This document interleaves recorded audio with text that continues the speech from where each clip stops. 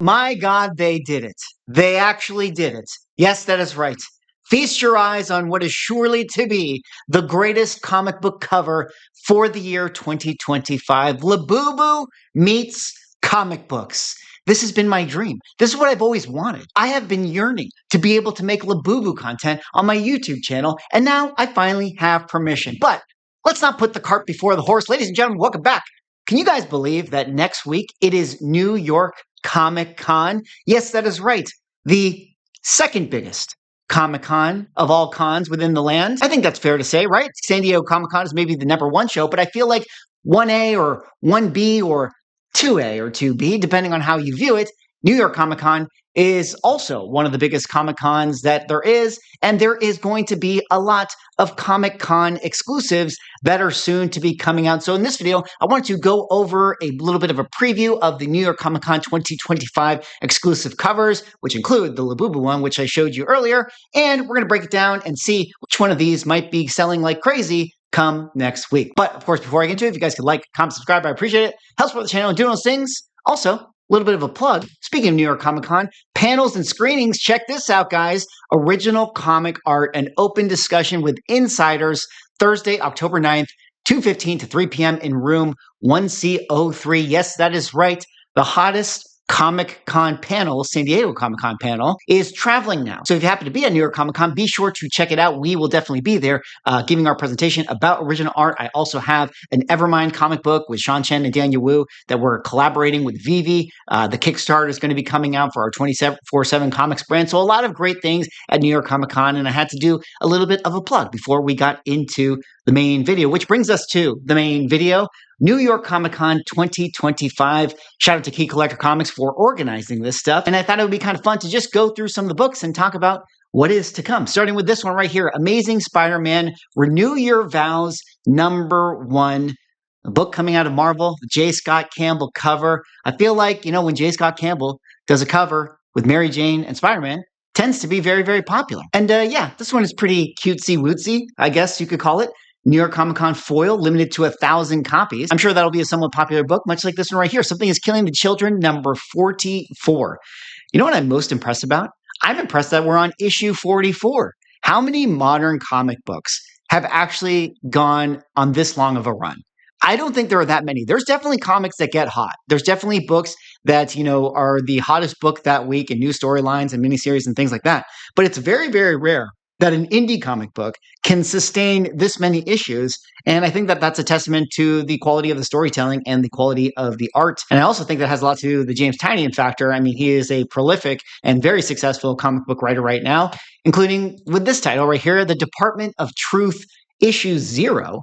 Kind of a homage to an Akira cover. There's actually a couple that have this cover right here, and there's one later that actually has, I believe, a dead body on it that I think is kind of interesting. So kind of cool. I like the homage style there. And then we have this cover right here featuring Magic and Poison Ivy, which is actually going to be, a Deadpool Batman #1 Comic Tom exclusive. Shout out to Comic Tom and Davis Ryder and whatnot. I mean, nothing says Deadpool and Batman #1 like a cover with Magic and Poison Ivy on it. I mean, I get it. It's cool. In fact, I'd actually rather have this cover than Deadpool and Batman on it. Did anyone actually read Deadpool and Batman? I heard it was kind of whatever. But it's not really about the stories, is it? It's not really about what's inside the books. It's what's on the cover. And if I'm looking at this cover looks pretty good. Let's take a look at the details here and see who actually drew it. We got a David Nakayama sighting. Of course, everybody loves a good old David Nakayama cover.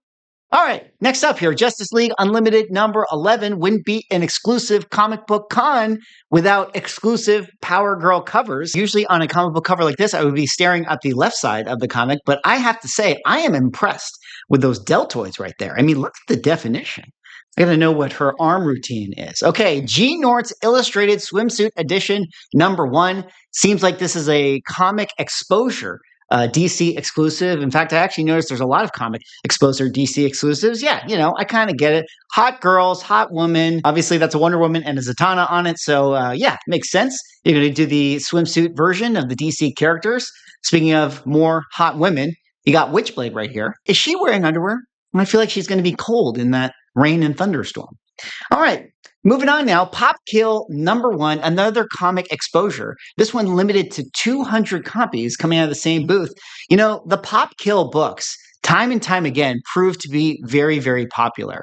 And I have to actually say, I think that the covers are pretty cool. It kind of has like a 60s Warhol sort of femme fatale, James Bond hybrid style on it, which I actually think is pretty cool. If we go over to the details, let's check out the cover artist, Sozo Micah. Okay, Sozo Micah, shout out to her. I feel like she's doing tremendous work. And this is actually based on the limited 200 copies, based on it being a pop kill, and based on it being that artist. I actually do think that this is going to be one that probably gets hot next week. Absolute Wonder Woman #12. Of course, the Absolute Universe, absolutely killing it. They're going to have to show up with a bunch of books related to the Absolute Universe, and this is going to be obviously their Wonder Woman one. We had the Department of Truth we already talked about. We had Exquisite Corpses #1, which is, again, another James Tynion book. I mean, everything he's doing right now has a huge following, a huge popularity. This one's really cool with the kind of almost manga Eastern aesthetic. Another Deadpool and Batman #1. Shout out to Big Time Collectibles. Of course, Deadpool, Batman, Harley Quinn, Enchantress, Loki, Gender bend Loki? I don't really know, but there's another one. You know, the team up books with Deadpool and Batman were selling like crazy, but I still think that the main covers that were the ones that people mostly focused on were the homage of 340 and the Infinity Gauntlet cover. Batman #1, obviously, this is the Matt Fraction Batman. So again, they have to have their version of an exclusive, and there's another cover right here. This one being kind of the moonlit one with the trade dress. Pretty interesting. But hey, let's bring us to the main event. That is right. We got ourselves a Labubu on a comic book. And you know what makes it even better? You know what makes this one so funny to me? Is that it's a Fame book. It's a Fame book, guys. This is amazing. Fame Kasing Long, who I believe is the creator of Labubu, the imagination behind Labubu #1, limited to 100 copies at the Comic Exposure booth in combination with tidal waves. I mean, guys, does it get any more memeable than this? I actually want to buy this. I want to have this book. I'm going to go to New York Comic Con with a mission to pick this one up. I might even get it graded. I might get it signed because apparently PSA will be at New York Comic Con and they'll be doing signed books. So I don't know. Maybe I'll get two of them. Maybe I'll get one signed at PSA and one signed at CGC. And that could be a discussion as well. We've had many conversations about Fame and Tidal Wave and how these books are being, kind of created. And I think it's really interesting because it was a year ago, I do believe, at New York Comic Con when that was starting to be, a big conversation about a lot of these types of books. And there were a lot of them there. And then they've kind of gone through, a lot of uproar within the community. And I don't know, this one, I kind of feel like maybe is still, again, skirting the line, or maybe it's okay because Labubu doesn't have a comic book. So it's not like this is competing with the other Labubu products that would be out there. But I do wonder, what the Labubu company like Kasing Long would actually feel about having this property on a cover. I don't know. Maybe they don't care. Maybe they actually think it's really cool. Maybe it does benefit them. Also, it's interesting to see that the New York Comic Con logo and banner is on there too. So I think it's kind of fun, actually. Pretty fun cover. The King Kong homage. Labubu taking over. Is Labubu dead, guys? I kind of feel like it's kind of been done, Like, I think San Diego Comic-Con was like main peak Labubu irony. And now I kind of feel like everyone has like gotten the joke. Like my mom hit me up and said, like, can you get me a Labubu? Like once my mom is on it, once moms are on it, it's kind of over. I think it's over. But I still might get this book. We'll see. All right, moving on now. Archie Halloween Spectacular #1. And no Archie in sight. But why do you need Archie when you have what is on the lower third of that comic book cover right there? You don't need it. It's like, I want to continue to make like hilarious commentary and jokes about these types of covers, guys, but like they're so common. Like they're in every single Comic-Con exclusive batch that like it's not even a joke anymore. It's just like, oh yeah, that's kind of what it is. All right, we have this cover right there. This one's kind of fun, right? They kind of look like Betty and Veronica, and I guess at least this one, Archie is kind of drawn into the Frankenstein. But yeah, if you're an Archie fan and a Universal Monster fan, this is the perfect comic book to get for Halloween festivities, which actually, we'll have to talk about some pre-code horror stuff and some Bronze Age horror as it's coming up to Halloween. 'tis the season. Absolute Evil #1. Absolute Evil, kind of an interesting thing. They're continuing on. I believe that they're going to be introducing, the Green Lantern, Aquaman, some of the other characters within the Justice League universe, which I didn't read the previews for it, but I'm going to assume is maybe in this universe, those characters are bad. But either way, they're going to have a New York Comic Con exclusive. And because Batman sells everything, just put Batman on it, because everybody would rather have a Batman cover than a Green Lantern cover. And that's the sad truth. All right, we've got more Department of Truth. And here's that Akira one I was referencing earlier, where we have the dead body on it. And then we have this one, which I thought was kind of interesting. Orbit, Birth of a Slasher, New York Comic Con exclusive tidal wave. This one featuring the Terrifier on it. If you guys are not up on your Terrifier movie horror stuff, the Terrifier is kind of like the new hit version of Freddy Krueger or Jason or Michael Myers. It's like the monster character that a bunch of movies are being made after. And a lot of people in the horror world love this character.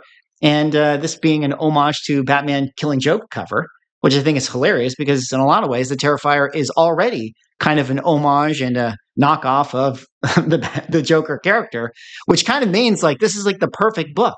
It's like the perfect double knockoff of a character that was created for film that is in reference to a comic book character, and now we're doing an homage of one of that comic book character's most iconic covers. So there you go. Orbit, Birth of a Slasher.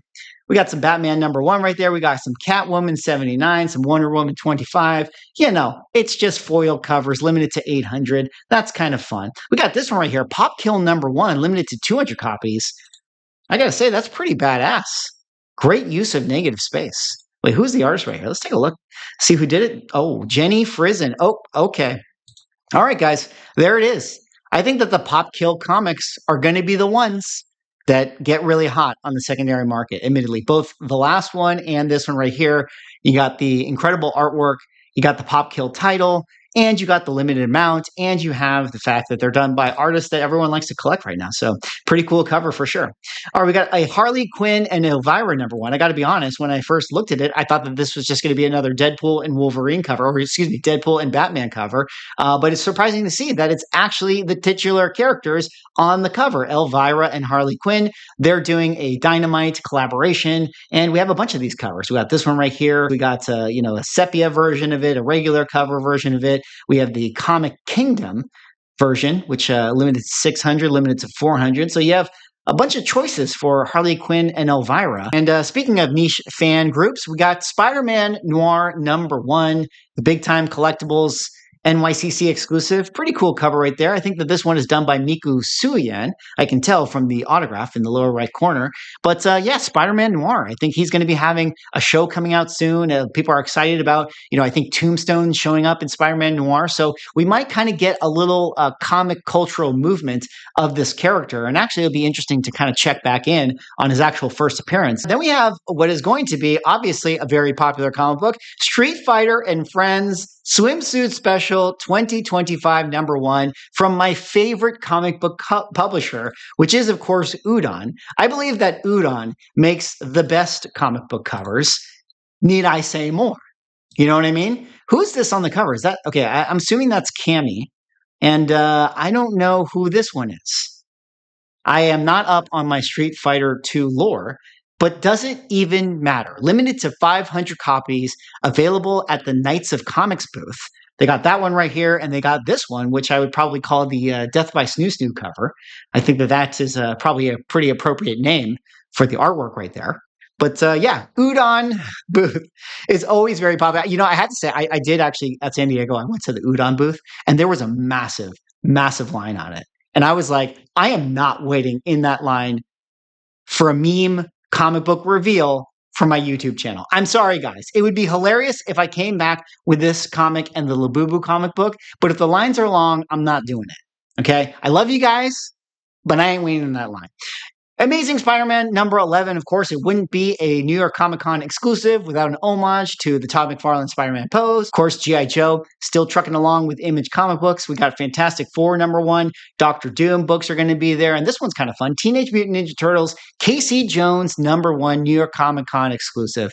You know what's cool about this? You know what I like about this cover? Is that it's almost refreshing, almost ironic, almost more creative to actually see an exclusive comic book cover that's not just like a pinup. You know what I mean? Like, this is like a cover. It like tells me a story. It's got the Ninja Turtles with Casey Jones on it, and they're eating pizza, and they're in New York, and it says Laird Street and Eastman Street, and there's like pigeons over there, and it's like, oh yeah, it's like a fully rendered image. Remember when people used to actually do that? Let's give a shout out to the people who created this at IDW. Writer Alex Packnadel and artist Emenke Nuhelpen. I'm sorry if I said that incorrectly. Of course, Gun Honey, people love their Gun Honey covers. You know, those are always collectible and fun. And we got Youngblood's #1, the Rob Liefeld creation. Is Youngblood like Fetch? Is this just one of those things where it's like, stop trying to make Fetch happen, okay? It's never going to happen. Or are people liking it? Are people loving Youngblood and I'm just not on game with it? Can you guys let me know? Did you guys read the newest Rob Liefeld Youngbloods? Are people liking it? Are people buying it? Are you guys liking it? Let me know. We got some more Transformers. We got a Venom 250. Hey, you got a null cover right there. That one's kind of fun. And we got more Transformers. And there we go. So there it is, guys. New York Comic Con next week. Going to have a lot of Comic Con exclusives coming out. Some fun ones here. Some pretty, like, you know, I would say at this point, it's kind of obvious what we see at these cons. You know, a lot of hot chicks, a lot of risque covers. You're going to get some Batman. You're going to get some Spider-Man. You're going to get some foils. But maybe what makes this time different is that we're finally getting a Labubu. Too bad it feels a little late. I think that this would have been cooler at San Diego. But hey, it's still going to be fun. Anyways, that's all for this video. That was me doing a little preview of New York Comic Con exclusives coming out next week. Let me know what you guys think about these books. Are you guys interested in any of them? Are you going to New York Comic Con? If you are, be sure to write it down. Check out our comic art panel. Also, be sure to check out our release of Evermind. We've got a new Kickstarter releasing next week. So check that out. I'll put a link in the description. Anyways, thanks so much for watching. Hope you guys enjoyed this video. Let me know in the comments if you guys are interested in any of these books. And we'll see y'all at the next con.